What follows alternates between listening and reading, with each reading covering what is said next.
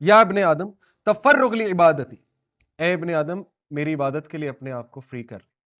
کیا ہے اس کا reward? Devote yourself to my worship I will fill your chest. کیا کروں گا؟ میں تیرے صدر کو، تیرے سینے کو غنی کر دوں گا، فلفل کر دوں گا، کنٹینٹمنٹ دے دوں گا، غنا دے دوں گا. غنا ایک بہت بڑا کنسیپٹ ہے. غنا ایک ریوارڈ ہے اللہ کی طرف سے جو نازل ہوتا ہے. غنا سے مراد ہے تو سیٹسفائی ہو جائے گا، پہلی بات. دوسری بات، اور ول ایلیویٹ یور پاورٹی، اور میں تیری غربت کو ختم کر دوں گا. یہ بہت ڈیپ باتیں اگر آپ اس پہ سوچیں کہ رسول اللہ صلی اللہ علیہ وسلم نے کہا کہ دجال جب آئے گا تو اس سے پہلے 3 سال گلوبل فیمن آئے گا، بہت بڑی قحط سالی آئے گی اس کے 3 سال پہلے. اللہ کے نبی صلی اللہ علیہ وسلم نے کہا کہ اس دور میں سبحان اللہ و بحمدہ سبحان اللہ العظیم کافی ہے تمہیں، یا غالباً سبحان اللہ والحمد للہ ولا الہ الا اللہ واللہ اکبر. اس میں مجھے تھوڑا سا ہے وہ، لیکن آپ چیک کر لیجئے گا، ان میں سے کوئی ایک ذکر ہے. کہا یہ ذکر کافی ہے تمہارے لیے. کافی سے مراد ہے بھوک بھی ختم کر دے گا، رزق کی طرح. ایک صحابی آئے رسول اللہ صلی اللہ علیہ وسلم کے پاس، غربت کی شکایت کی، ان کو بھی یہی ذکر بتایا. ان میں سے ایک غالباً سبحان اللہ و بحمدہ. کچھ عرصہ بعد وہ صحابی آئے، شکایت کہتے ہیں میری ختم ہو گئی. کیسے ختم ہوئی واللہ عالم، شاید لٹرلی ٹینجیبل رزق مل گیا، یا انہیں فلسفہ حیات سمجھ آ گیا اس ذکر سے، یا غنا مل گیا. بہت سی چیزیں ہوتی ہیں نا، ٹائم ویلتھ مل گئی، ہو سکتا ہے سوشل ویلتھ مل گئی، پتہ نہیں کیا مل گیا. بہرحال جو بھی تھا، لیکن یہ کنسیپٹس ہماری یوتھ کو پتہ ہونے چاہیے کہ ذکر اللہ قرآن مجید میں شفا ہے. ابھی ریسنٹلی ایک پینل ڈسکشن پہ میں تھا، وہاں پہ ایک بہت ماشاءاللہ ٹاپ لیول کی گورنمنٹ امپلائی آئی ہوئی تھی. انہوں نے اپنی بیٹے کی سٹوری سنائی. تھوڑی سی بات میں نے کی، میری بات کو کنٹینیو کیا انہوں نے کہا قرآن مجید کے شفا والے اثرات میں نے اپنے بیٹے پہ دیکھے. انہوں نے کہا میرا بیٹا، اس کو ایک ایسی بون کی ڈیزیز ہو گئی، وہ کھڑے نہیں ہوتے تھے صحیح سے، میں روتی تھی، بہت دکھ ہوتا تھا. اب ماشاءاللہ وہ کھڑا ہو جاتا ہے، کافی اسٹرینتھ آ گئی ہے قرآن پڑھ پڑھ کے، صرف قرآن پڑھ پڑھ. علاج بھی چلا، لیکن یہ کہ قرآن بہت پڑھا اس نے، اور ہم نے قرآن انہیں بہت سنایا بھی، سورہ رحمان پرٹیکولرلی. تو اس میں کوئی دوسری رائے نہیں ہے کہ قرآن مجید جہاں پڑھا جاتا ہے، اور جو قرآن کو بہت پڑھتا ہے، تو اللہ اس کے میٹرز کو اس طرح سے سالو کرا رہا ہوتا ہے کہ وہ سوچ بھی نہیں سکتا. پتہ نہیں کہاں سے کوئی مددگار آ جاتا ہے اللہ کی طرف سے، اور وہ کہتا ہے اچھا تمہارا یہ کام میں کرا دے، تمہارا یہ مسئلہ میں حل کرا دے. اس لیے یہ توکل کی باتیں، یہ یقین کی باتیں جو کہ اللہ نے گارنٹی دی کہ تو اپنے آپ کو میری عبادت کے لیے فارغ کر لے، باقی جو ہے وہ مسئلے جو ہے وہ حل ہو جائیں گے. ایک اور حدیث سے ثابت ہے، اللہ کے نبی صلی اللہ علیہ وسلم نے کہا کہ whoever is focused only on this world، مسئلہ ہے صرف ایک چیز کو پرائیورٹی بنا لینا. یہ منع نہیں ہے کہ اس کو پرائیورٹائز نہ کرو، لیکن لسٹ میں ذرا نیچے کرو. اللہ ول کنفاؤنڈ ہز افیئرز، اللہ تعالیٰ اس کے افیئرز کو پھیلا دے گا. اینڈ میک ہم فیئر پاورٹی کانسٹنٹلی. یہ غنا کا اپوزٹ ہے. غنا یہ ہے کہ ڈر کوئی نہیں، صحابہ کوئی ڈر نہیں، ادھر سے ادھر چلے گئے، کیا رزق تو لکھا ہوا ہے. وہ عبد الرحمن بن عوف سب کچھ چھوڑ کے ہجرت کر جاتے ہیں. مصعب بن عمیر امیر ترین آدمی، اتنے یوتھ میں ایسے ڈریسز پہنتے تھے، ایسا پرفیوم لگاتے تھے، ایسی چپل پہنتے تھے، شوز مشہور تھے، دور دراز علاقوں تک ان کی ڈریسنگ مشہور تھی. سب کچھ چھوڑ دیا، میں جا رہا ہوں، کیونکہ فیئر ہی کوئی نہیں تھا، وہ تو مدینہ میں جا کے مل جائے گا. عبد الرحمن بن عوف کو کس کا اللہ کے نبی نے مساوات جب قائم کی، مساوات کہہ رہے ہیں جو بردرہڈ جو قائم کیا، اس میں کس کا پارٹنر بنایا تھا؟ سعد بن عبیدہ کا، امیر ترین آدمی. سعد بن عبیدہ چیف تھے. سعد بن عبیدہ نے کہا عبد الرحمن ہاف آپ کا ہے.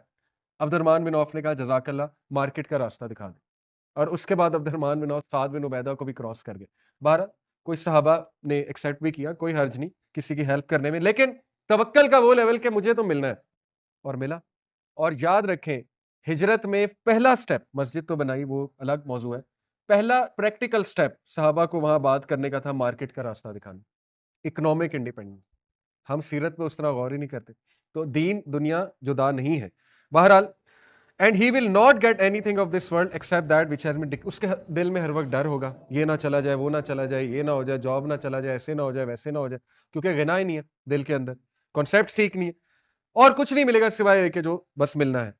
whoever is focused on the hereafter Allah will settle his affairs for him and make him feel content with his loss بھی ہوگا، اللہ غنا دے دے گا.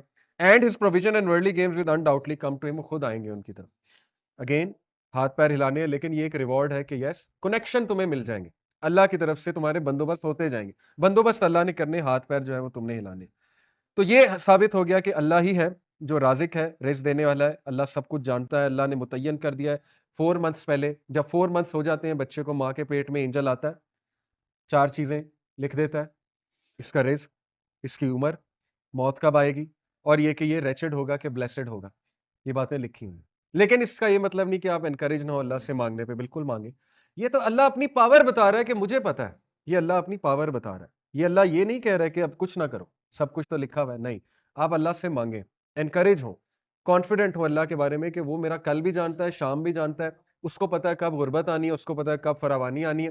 تو بس میں مانگتا جاؤں اللہ سے، پناہ مانگوں. اللہم انی اسألک العفو والعافیۃ فی الدنیا والآخرہ، صبح شام کے اذکار میں سے پڑھا کریں. عافیت مانگیں اللہ سے. کیوں نہیں دے گا اللہ تعالیٰ؟ بالکل دے گا. آپ کو پروٹیکٹ کرے گا، عافیت دے گا، فراوانی دے گا. آسانی مانگیں گے تو آسانی بھی دے گا اللہ تعالیٰ. باقی یہ کہ ٹیسٹ اور ٹرائل زندگی کا حصہ ہے. اور غنا مانگیں اللہ سے، کنٹینٹمنٹ مانگیں، رچنس آف دی ہارٹ مانگیں، تاکہ کبھی مشکل آئے تو بندہ اس میں بھی satisfy who.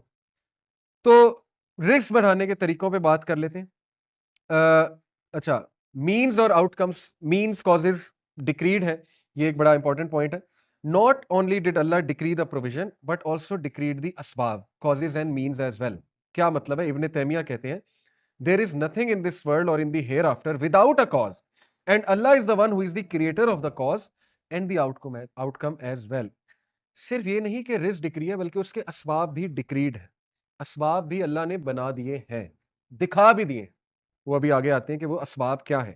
Allah says in the Quran، یہ الجمعہ ہے، ورس نمبر 10، فَإِذَا قُضِيَتِ الصَّلَاةُ فَانتَشِرُوا فِي الْأَرْضِ وَابْتَغُوا مِن فَضْلِ اللَّهِ وَاذْكُرُوا اللَّهَ كَثِيرًا لَعَلَّكُمْ تُفْلِحُونَ.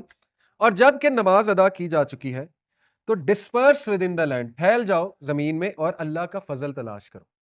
کتنی خوبصورت بات ہے. یہ آیا اسلامک کنسیپٹ کو ڈسکرائب کرتی ہے. نماز کے وقت اللہ نے کہا کہ اے ایمان والو، تجارت اور یہ ڈسٹریکشن تمہیں اللہ کے ذکر سے غافل نہ کریں. لیکن نماز ختم ہو گئی، گو بیک، ڈسپرس ہو جو اللہ کا فضل تلاش کرو. خوبصورت بات. یہ ہے دین ہمارا. اور فضل تلاش کرتے ہوئے کیا کرو؟ وَاذْكُرُوا اللَّهَ كَثِيرًا، اللہ کو بہت یاد کرو. اللہ کی طرف رجحان ہونا چاہیے، یعنی وہ اسباب اللہ کے تھرو اختیار کرو. ذکر ہے اس میں، اللہ سے مانگنا ہے، اس میں برکت کے کانسیپٹ کو دیکھنا ہے، برکت کے ٹائم کو کیچ کرنا ہے، ان اصولوں سے چلنا ہے جو اللہ کے ڈیفائنڈ اصول ہیں. برکت کیوں نہیں آئے گی؟ نبی صلی اللہ علیہ وسلم کے بتائے ہوئے اصولوں پہ چلنا ہے، صحابہ کے اصول اختیار کرنے ہیں، تاکہ تم لوگ سکسیسفل ہو سکو. بڑے بڑے انٹرپرینورز ہیں، اپنی انٹرپرینورشپ کر کے اپنی کمپنی بناتے ہیں. ان سے میری ریکویسٹ ہے اپنی کمپنی میں دروس کرائیں، پھر دیکھیں رزق بڑھے گا، برکت آئے گی. قرآن پڑھائیں اپنی کمپنی میں، قرآن کلاس رکھیں ویک میں. باؤنڈ کر دیں اپنے ان کو جو امپلائیز ہیں کہ سب سے پہلے آتے ہی کام قرآن پڑھنا ہے، چاہے 2 آیتیں پڑھنی، چاہے تم گناہ گار ہو، جو بھی ہو، کوئی مسئلہ نہیں، 5 منٹ قرآن پڑھ لو. آپ دیکھیں رزق بڑھتا ہے کہ نہیں بڑھتا ہے. تو ان سے، ان کے کنٹرول میں چیزیں ہیں، وہ کر سکتے ہیں اور انہیں کرنا چاہیے. آپ کے انڈر کچھ لوگ ہیں، آپ میڈیکل سٹور رن کر رہے ہیں، کسی کو بلائیں، کہیں میرے امپلائیز ہیں، ان کو دین سکھا دو، ان کو کوئی بات بتا دو، قرآن تھوڑا بہت رجحان قرآن کی طرف قائم کر دو. دیکھیں آپ کا میڈیکل سٹور چلے گا کہ نہیں چلے گا، اللہ نے چلانا ہے. لیکن یہ کہ جب آپ اس نیت سے کھول رہے ہیں کوئی کمپنی کہ میرے جو امپلائیز ہیں، آپ نے گروسری سٹور کھولا ہے، بڑے ڈرائی جابز ہیں. آپ کو پتہ ہے ان کے موڈ بڑے آف ہوتے ہیں ان بیچاروں کے، کیونکہ وہ بس بیٹھے ہیں اور کر رہے ہیں، بل کاٹ رہے ہیں، یہ وہ، تو ڈرائی ہو جاتے ہیں. ان کو آپ یہ چیز دیں گے، وہ موٹیویٹڈ بھی ہوں گے آپ کے ساتھ کام کرنے میں. جاب سیٹسفیکشن پوری ایک فیلڈ ہے سائیکالوجی میں. آپ کے نیچے لوگ ہیں، ان کو ویلیوبل چیزیں دیں، وہ آپ کو کبھی نہیں چھوڑیں گے، چاہے انہیں آگے سے 2 گنا آفر ہو جاتے. لیکن اگر آپ نہیں دیں گے، جیسے ہی 2 گنا آفر ہوگا آپ کو